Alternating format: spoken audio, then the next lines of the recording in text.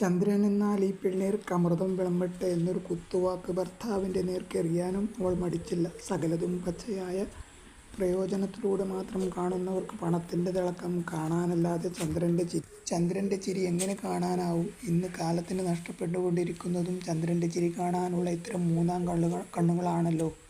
വറ്റിത്തീർന്ന ഒരു ജീവിതത്തിൻ്റെ ദുഃഖാത്മകമായ ഒരു ബാഹ്യസൂചന പോലെ പുകയുന്ന വിളക്കോതി അവരിരുവരും കിടന്നു. ഭഗവാൻ ആപത്തൊന്നും പറ്റാതെ തുണക്കട്ടെ എന്ന അന്തസംഘർഷം കൊണ്ട് നീറുന്ന അന്തരംഗത്തിൻ്റെ തേങ്ങലും അശാന്തമായൊരു മോഹത്തിൻ്റെ വിതുമ്പലും ഒന്നുചേർന്ന് വാർന്നു വീണ ഒരൊറ്റ വരി പ്രാർത്ഥനയുടെ മാത്രം തണലിൽ അവർ ഉറങ്ങിപ്പോയി.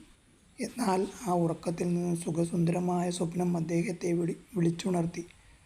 "വാതിൽ തുറക്കൂ തിരുമേനി" എന്നൊരു വിളി.